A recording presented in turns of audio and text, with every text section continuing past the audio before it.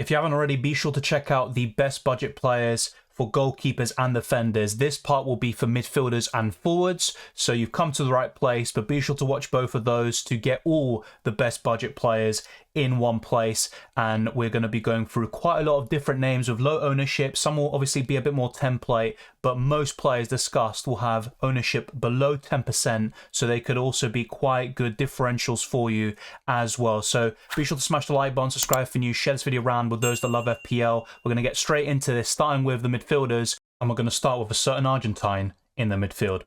Buonanotte is a player I've been watching for around a year or so during his time at Rosario Central, the team I support in Argentina. He comes in at 0.1% ownership, and he only scored once, assisted once, provided 2 bonus points, and got 26 FPL points overall. But at 5 million, with that ownership and the opening 3 fixtures, I think he could be a hidden gem here, and he could be maybe a cheat code, you could argue. The problem is you've also got the likes of Matoma, March, and Pascal Gross, but I think Buonanotte could be a surprise package and rival maybe 1 or 2 of them for certain game weeks. I don't think he can compete over the course of an entire season. He's a very raw talent. He's got a lot to learn, especially physically, I would argue. But his technical ability, his playmaking, his eye for a pass is very impressive, but I still think he needs to fine-tune a few things before he can become a top player. And I think if he can start these games coming up, like Luton Town at home, I think Buonanotte could do a very good job. And maybe not get you double-digit returns, but he could get you an assist, a 5 or 6 pointer, which would be very impressive for a 5 million midfielder coming in with 0.1% ownership. So watch out for Buonanotte. I think this could be his breakout season in Europe. Another Argentine midfielder coming in at 5 million is Garnacho, and he is another one that should be expected to get more starts this season. He scored 3 times, assisted twice, got 7 big chances, and 39 FPL points overall. He was the hero in certain game weeks, such as Fulham, if you remember the last game week for Man United before the World Cup, and he scored a last-minute winner, and I think he could be integral to Man United's success in certain competitions, maybe even the Premier League, and that's where he could be a fantastic 5th midfielder. The problem is, with the way FPL is priced this season and the team structures we're probably going to go for, the likes of Garnacho and Buonanotte might not enter our thinking because we want to go for 5 solid, Premier League proven, and also consistent options in the midfield. But if you are going for a bit of a different structure, maybe 2 or 3 forwards or 5 defenders, and you're going only for 3 or 4 midfielders, then I think the likes of Garnacho and Buonanotte could be fantastic value for money. And I don't expect him to start every single game, Garnacho, but I think he'll get more starts this season, and he'll only build in confidence. He'll also fine-tune some of the issues he has in his game, and he could also become a top player with time if he fixes his attitude or anything else that you might argue he needs to improve on. But I think Garnacho has a lot of potential, and he could show some of what he's capable of this season coming up for Manchester United. Danilo signed for Nottingham Forest in January. He was linked to clubs like Arsenal as well. He's very impressive. He scored 3 times, assisted twice, just like Garnacho. He got 48 FPL points, 5 bonus points as well, and his ownership is 0.2%. Now, you've got Morgan Gibbs-White, who's probably a more consistent option from Gameweek 1 all the way to the end, but as a short-term pawn, if you want a player that is exciting in certain game weeks with great fixtures like Sheffield United at home in Gameweek 2, Danilo could fit the bill in those certain game weeks and do a fantastic job. Just keep an eye out for Danilo. He already showed a lot of potential since January, and I think he could become even better in the upcoming season. Billing was a surprise package in the last campaign for Bournemouth, and apart from Solanke, he was the highest scoring player they had on offer. And actually, there wasn't too many points separating those two. And Billing is a 5.5 million midfielder still. He got 7 goals, 2 assists, 14 bonus points, which is tremendous for a 5.5 million midfielder. And he comes in around 1% ownership. He's got a decent fixture in Gameweek 1 against West Ham at home. The other fixtures, not so great, especially Liverpool away, where Bournemouth lost 9-0 last season. I don't expect that to be the case this time round, but I do expect a bit of a battering and Liverpool to win by 2, 3, possibly even more goals coming up. But I think Billing is a good option as your 5th midfielder, just like the others I discussed in this video. But because of those opening fixtures, I'd be a bit apprehensive about it and maybe buy him in later on in the campaign. It's a bit of a shame, you could argue, because in the last campaign, we had a standout 4.5 million midfielder in Andreas Pereira. He did a fantastic job, possibly even surpassed our expectations. But when you look at the 4.5 million midfielders this time round, and of course someone could rise to the surface, you don't really see that kind of standout option that, you know what, I must have him. He's going to offer tremendous value. But Andreas Pereira continues to offer good value for money at 5.5 million. He scored 4 times, provided 10 assists, and created 60 chances, which is fantastic, really, even for a 5.5 million midfielder. And considering he was only 4.5 million last season, I mean, it just goes to show what a great FPL season he had, scoring 123 points overall. He has some decent fixtures such as Gameweek 1 and 5, but the fixtures in between that are pretty awful in my opinion. His ownership is only 4.4%, so he's not going to be the template pick as he was from Gameweek 1 last season, but he continues to be a decent option, and if you are looking for that rotational midfielder, Andres Pereira could still do a good job for you in certain game weeks, but I'd probably avoid because of the long-term fixtures for Fulham. They're not maybe as good as others, and I would still rather prioritise a 5 midfielder structure with more reliable and proven options that we're going to discuss in future videos, so check out the best midfielders video that will be coming up shortly, and also all the other positions we're going to cover. I think those will probably be more reliable and better fits for your FPL teams.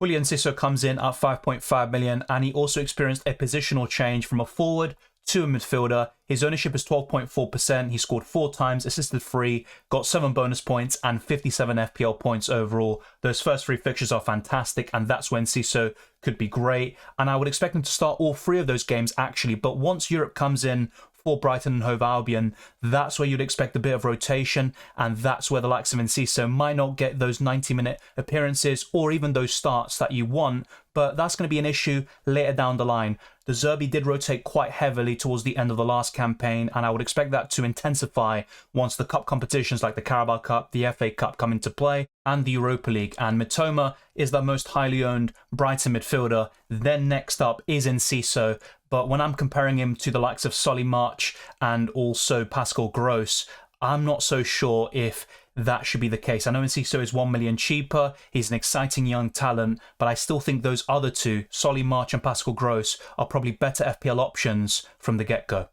Another midfielder who comes in around 6 million, who experienced a positional change, and that's Brennan Johnson. He was a forward last season, he's now a midfielder, so I would actually expect an increase in his FPL points. 122 is pretty impressive for a budget striker last season. I think he could surpass that easily, and Nottingham Forest were pretty solid in home matches. Their issue was on their travels, they tend to get battered, and they need to sort that out this season. But coming in at 0.9% ownership, he scored 8 times, assisted 5, and also got 15 bonus points. I think Brennan Johnson and Danilo could be fantastic value for money for Nottingham Forest, and you've also got a few other choices in there, like Awani, who just about doesn't make it in this video because he comes in at 6.5 million, and you've also got Morgan Gibbs-White. So Nottingham Forest actually have quite a few options in the midfield and the forward line. Brennan Johnson is arguably the best of the lot. Let me know what you think down in the comment section below, but I personally have a different taste in terms of the best Nottingham Forest midfielder, but Brennan Johnson certainly comes very close to claiming the #1 spot.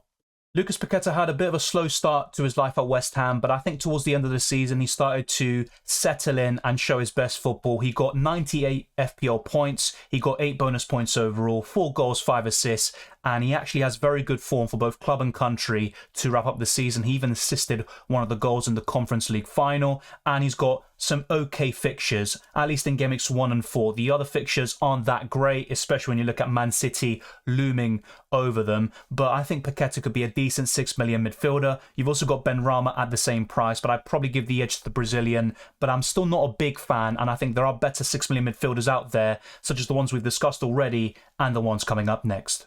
Jacob Ramsey was having a great under-21 Euro tournament, which England went on to win, but he did pick up a bit of an injury problem, and that could be a concern heading into Game Week 1. He comes in at 2.3% ownership, he scored 6 times, got 8 assists, 135 FPL points, really impressive numbers, 13 bonus points, and Aston Villa should kick on even further this season. But I just wait and see what the prognosis is of Jacob Ramsey's injury, and if it is serious, then of course I'd avoid him until we start seeing him bed back into the team, being eased in, and he's fully recovered, and that's where you will see Jacob Ramsey, I think, improve upon the numbers that he displayed last season. But it all depends on when he comes back, and hopefully it is very soon. You've also got a few other talents like Elise, who don't make it into this video, who's got an injury problem, and he could miss the first month of action in the Premier League. But I think Jacob Ramsey and Elise could be very good options this season, with Jacob Ramsey taking the cake, and I think he'll be even better in terms of FPL points, goals, assists, and any other metrics that really matter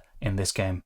After the season McAllister had, scoring 10 times, getting 140 FPL points, 18 bonus points, a huge high-profile move to Liverpool, and also winning the World Cup with Argentina, you would have expected McAllister to come in at a higher price, but at 6 million, what that does is make you consider the possibility of going for McAllister over Salah, or also having him as your Liverpool coverage, even over Gakpo in the forward position, Darwin Nunez, maybe Diogo Jota or Luis Diaz in the midfield as well. So McAllister coming in at 6 million might seem underpriced, and I think it is, but it also makes him a viable alternative to the other names who will have more goal threat, a higher FPL potential. And McAllister can be a consistent and steady option.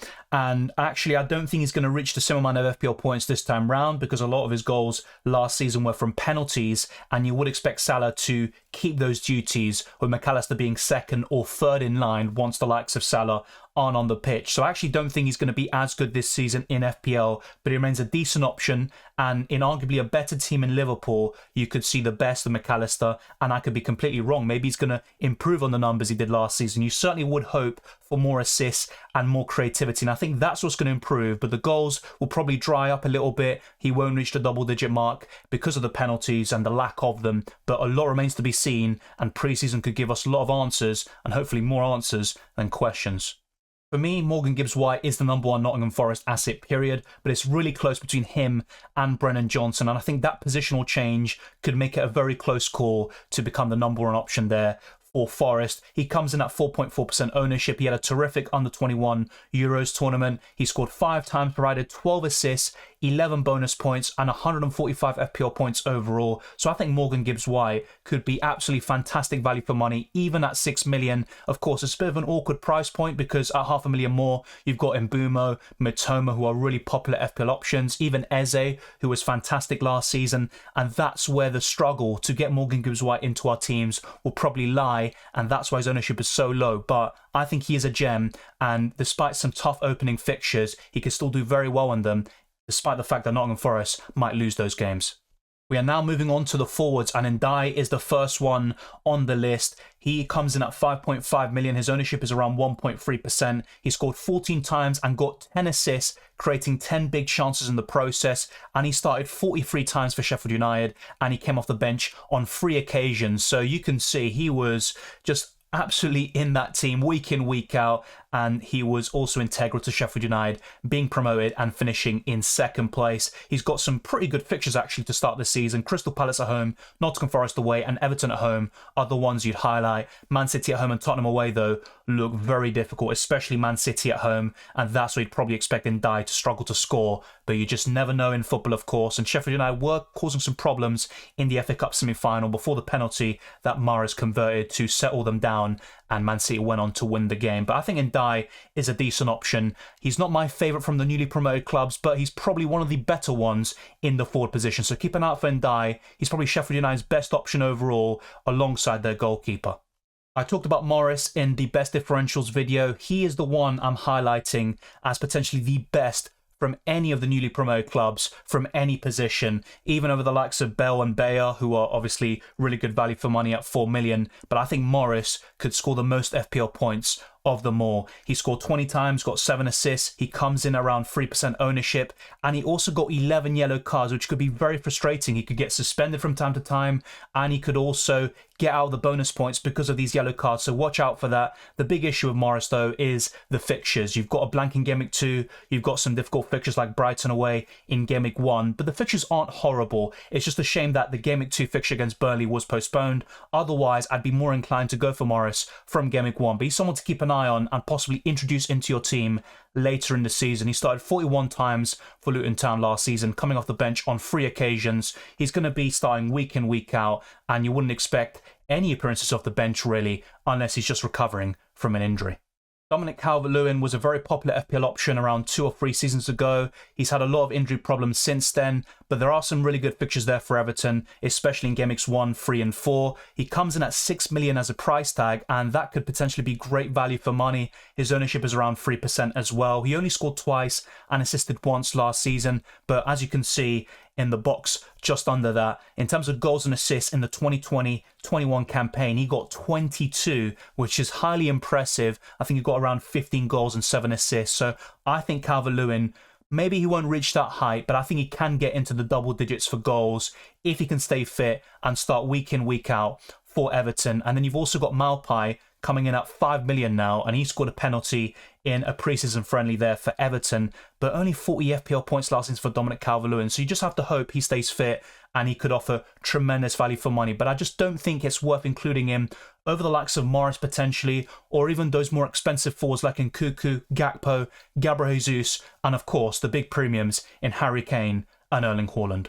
I've mentioned Wissa a few times over the years, and mainly in the last year or so, I would argue, because he's someone that I always look at whenever I watch Brentford play and Wissa comes off the bench or he gets the odd start. I'm just really impressed by him, and in terms of points per minute, he must be right up there for any player. The problem is the minutes aren't really consistent for him, but with Ivan Toney being suspended until January, that is the opportunity, I think, for Wissa to get those starts alongside Mbeumo, and those two could be the best Brentford assets, period. His ownership is around 3% as well. He got 7 goals, 4 assists, 9 big chances, and 111 FPL points, which is all highly impressive considering the minutes he's had. Some pretty decent medium to long-term fixtures for Brentford as well. So I think Wissa could be one to watch out for, and he could actually score more points than Mbeumo depending on the way Brentford's set up if Wissa gets the consistent minutes. But I think if Wissa and Mbeumo start the same amount of games, I would give the edge to Wissa. The only kind of big advantage Mbeumo has, apart from being more nailed, is the fact that he's a midfielder, so naturally you have an advantage over forwards like Wissa, and that's a big shame because Wissa was a midfielder last season. He got that reclassification, and I think that's probably what's going to end up putting us all off from potentially a great option in FPL.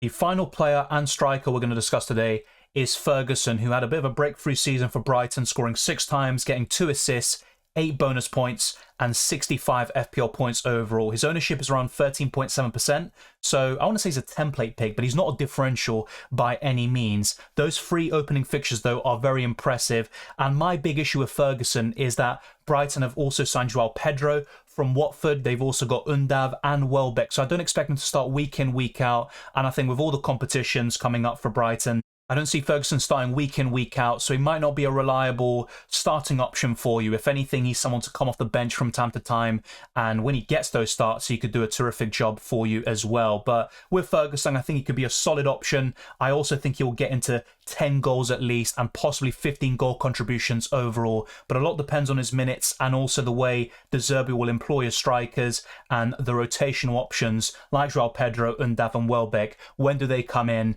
And if they do, will it be in the other cup competitions with Ferguson being the Premier League striker, or is it just going to be rotation from week on week? I think that's going to be the case, and that could be Ferguson's downfall. But if he gets those consistent starts, I think he could be the best 6 million or below striker or forward, period. And that's where the quality can come in. He's going to get those chances created by the likes of Matoma, Solly March and Pascal Gross. But my big concern is the minutes and the rotation. But let me know your thoughts down in the comment section below. Which players from those discussed today would you consider including in your team? They are really good value for money, great budget options, but it's going to be very difficult to include some of them because of the way we're going to structure our teams. But you always need that money from somewhere, whether it's in the goalkeeper, defender position, midfielder or forward line. And all of these options discussed today could come in handy for that purpose, but also as occasional rotational options in certain game weeks, and they can deliver very well as they have proven in the past, and also they have the potential